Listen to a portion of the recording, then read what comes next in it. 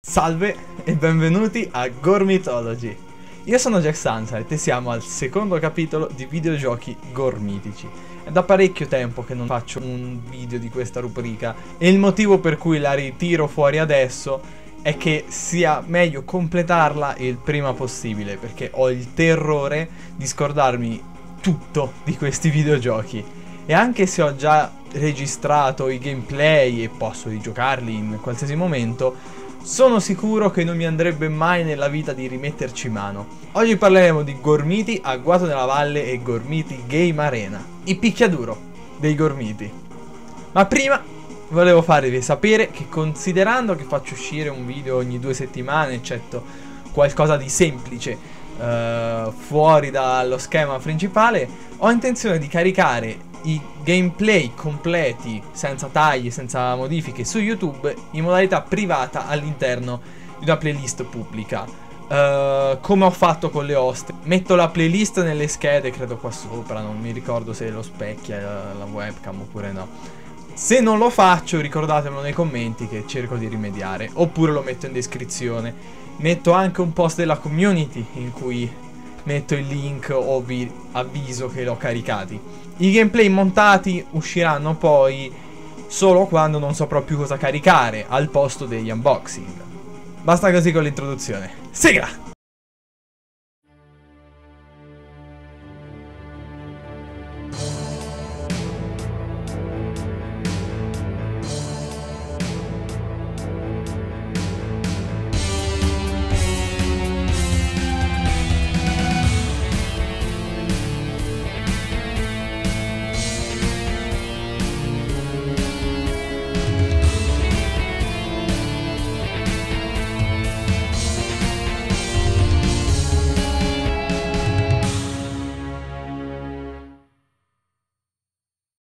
Perché ho detto che in questo video parliamo sia di Agguato della Valle che Game Arena? Beh, perché in un certo senso sono lo stesso gioco. Mi spiego meglio. Gormiti Agguato della Valle è il secondo dei 3 giochi per Digiblast, prodotto da Engine Software e AIM Production nel 2007, quindi circa un anno dopo di Gormiti The Masters of the Gorm Island. Gormiti Game Arena, invece, è un gioco plug and play uscito nel 2008. Per la maggior parte i due giochi sono praticamente identici, quindi potremmo quasi dire che Game Arena è un porting di Agguato nella Valle su console plug and play. Qui apro una parentesi per coloro che non sanno a cosa mi riferisco dicendo plug and play. Allora, in poche parole, il termine si riferisce ai tipi di dispositivi che possono essere usati semplicemente collegandoli a un altro dispositivo. In questo caso si parla di un monitor con attacco VHS, VHS. Oltre alle batterie e lo switch d'accensione non è necessario setappare altro. Il gioco, la console e il controller sono uniti nello stesso dispositivo. In questo caso il termine si riferisce semplicemente al fatto che possono essere collegati a una televisione. Guardatelo in tutto il suo splendore, la forma ergonomica, i pulsanti nei posti più comodi e infine il joystick, dalla forma più potente e comoda possibile. Come si fa a resistergli? A parte questa parentesi sui controller Game Arena, questo video mi concentrerò principalmente su Agguato nella Valle, anche perché Game Arena è possibile emularlo, anche se senza la musica, sul PC. Metto il link in descrizione. A parte questo, se ci sono differenze fra Game Arena e Agguato nella Valle, cercherò di sottolinearle. E infatti appena avviamo i giochi, abbiamo già la prima differenza. In Game Arena infatti non ci vengono dati gli studi di produzione Engine Software ed AIM Production, ma al loro posto ci sono il logo di Gruppo Preziosi e quello dei Gormiti stessi. Probabilmente gli studi di produzione non volevano della pubblicità negativa, data la qualità del prodotto. Inoltre le schermate iniziali sono lievemente diverse, ma entrambi presentano il nome Gormiti Arena. Potremmo utilizzare il termine Gormiti Arena per riferirci al gioco stesso e non alla versione sulla console. Superata la schermata iniziale, ci ritroviamo il menu. Abbiamo 4 scelte: torneo, partita veloce, allenamento, crediti. Sono esattamente quello che ci si aspetta. Torneo ti fa sfidare una serie di avversari con una difficoltà incrementale. Partita veloce ti permette di affrontare un personaggio a tua scelta, nella mappa a tua scelta e con la difficoltà che desideri. Allenamento è come partita veloce, ma l'avversario non si muove e non ha una barra della vita, quindi non c'è la scelta della difficoltà, serve solo per testare le mosse e gli attacchi del gormita scelto. Infine crediti, ti fa vedere i crediti del gioco. Non capisco perché non ci sono le opzioni, o perché in Game Arena non c'è nemmeno la possibilità di vedere i crediti. Gli autori di questi giochi devono proprio non voler vedere i loro nomi in questa opera. Direi quindi di analizzare il sistema di combattimento. Ci si può muovere a sinistra e a destra. Premendo su si può saltare, mentre con giù ci si accovaccia.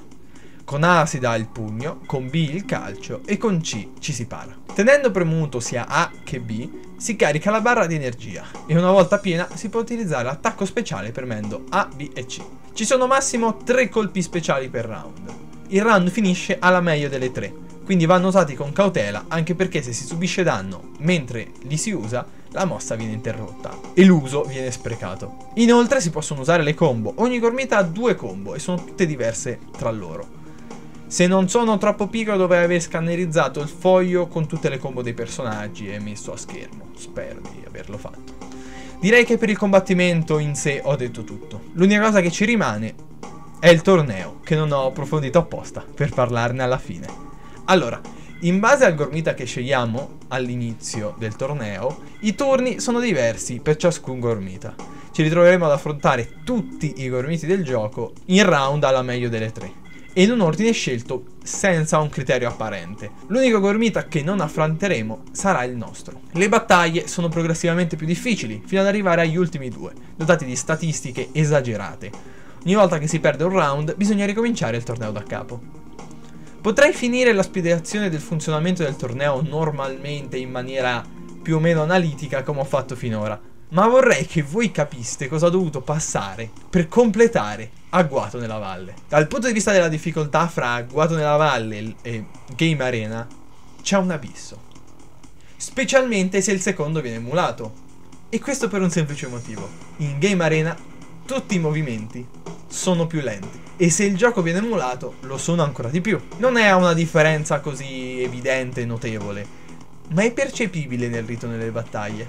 Inoltre, in Agguato nella Valle il torneo ha sì i turni tutti casuali, ma una cosa resta costante: gli ultimi 2 round, con difficoltà aumentata, sono sempre contro il Sommo Luminescente e Obscurio, i 2 personaggi più forti del gioco, perché dotati di una combo praticamente OP che con quella difficoltà toglie quasi metà della vita ogni volta che vengono usate.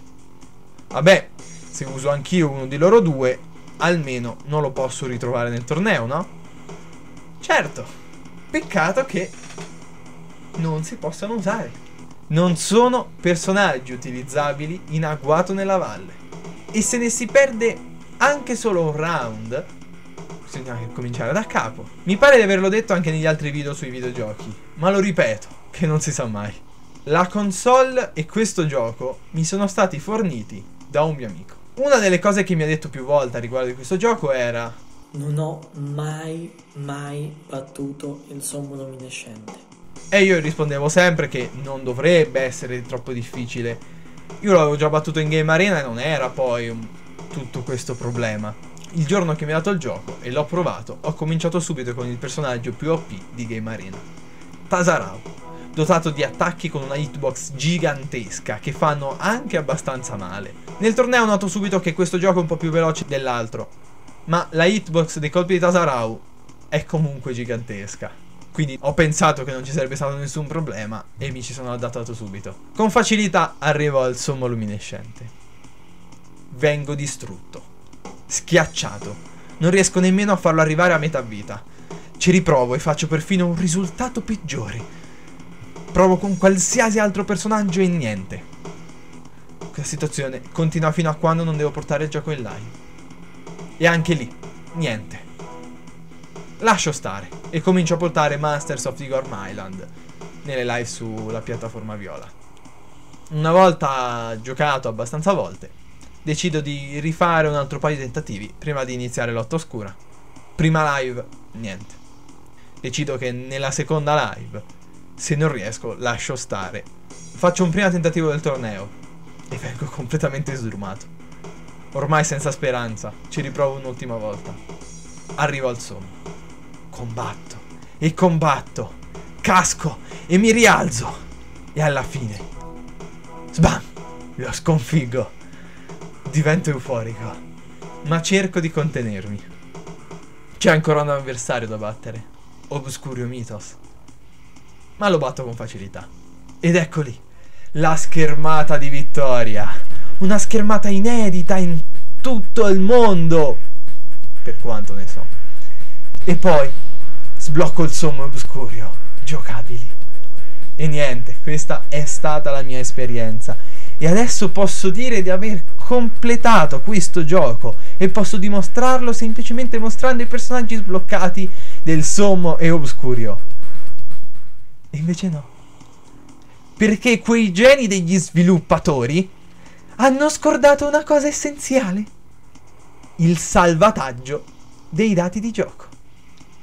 Spegnendo e accendendo la console ho perso la possibilità di giocare sia col sommo che con Obscurio. Geni! Geni! Continuiamo, dai. Il gioco ha 3 mappe giocabili: mare, foresta e vulcano. Se non erro, ciascuna di queste ha una nostra dedicata. Vedrò di caricarle il prima possibile. E direi che le cose di questo gioco le ho dette tutte. Non sto a mostrarvi ogni attacco e animazione di ogni gormita, perché lo potete vedere da per voi giocandolo sul vostro PC. Quindi direi di passare finalmente alla mia recensione. Partiamo col dire che secondo me il modo ideale per sperimentare Gormiti Arena è con il plug and play Gormiti Game Arena.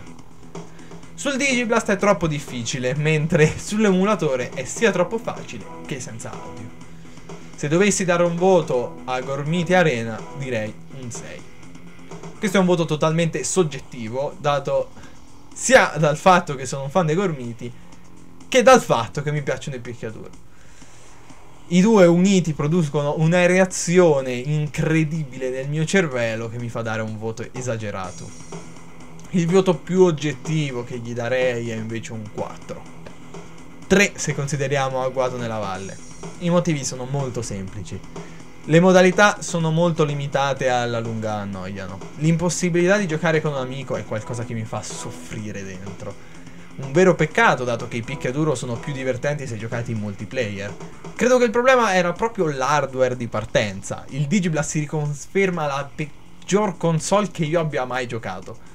Il numero dei personaggi non mi dispiace, ma mi confonde molto il roster. Cioè abbiamo tutti i signori della terra, tutti quelli della foresta, il sommo Obscurio, del mare solo Nobil Mantis, vabbè, ci può stare. Del vulcano invece abbiamo Magmion, ok, orrore profondo, va bene, e Bombos. Strano, pensavo ci fossero altri 2 signori del vulcano decisamente più adatti ad un gioco picchiaduro. Però vabbè, forse volevano far finta che ci fosse varietà nello stile di combattimento mettendoci un personaggio che combatte a distanza. Ma perché non c'è nemmeno un gormita dell'aria? Nemmeno uno! Leandro Consumi, mio caro, lo odi a tal punto il popolo dell'aria da non farlo inserire in un videogioco? Ah, non mi importava chi ci metteva, bastava un personaggio dell'aria così che urlavo ogni volta che combattevo. Non posso, non posso. Che poi altra cosa che non capisco è come sono state scelte le forme. Cioè abbiamo Tasarau con la sua faccia da bebè della prima serie, mentre Geos e Magmion sono Energeia. Nobil Mantis, Sommo e Torg dalla terza serie, mentre Obscuro e Grandalbero sono Mythos. Intanto tutti i gormiti di seconda serie sono nella loro forma base. Perché allora non mettere, non lo so, Colossus e Bombos Atomic? I modelli ce li avevano sicuro. Oppure, meglio ancora, perché non dare la possibilità di scegliere la forma nella selezione del personaggio come forma di skin?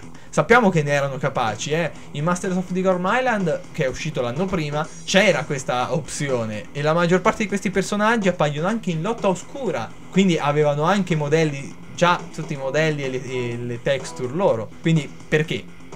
Perché? Perché? Perché? No? Perché no? Perché? Perché? Perché? Non so che altro dire, quindi ecco Geos che fa il salto mortale. Boom, guardatelo. È un pro. Wow! Eccolo che gira. Wow! Grande Chaos, sempre sul pezzo, sempre sul pezzo. E con questo direi di chiudere il video qua. Grazie per averlo visto, se potete mettere like, fare un commento qualsiasi, anche scrivete scorreggia, mi sta bene. Iscrivetevi al canale se vi va. Condividete il video, può essere utile. A tutti i vostri amici non gormitici, li inserite nel mondo gormitico di Gorm. Ragazzi, non prendetemi troppo sul serio. Serio fino a un certo punto. Me ne rendo conto anch'io che questa cosa è un po' stupida. Però non c'è nessuno che fa questi contenuti. Ho il monopolio di un tipo di contenuti, quindi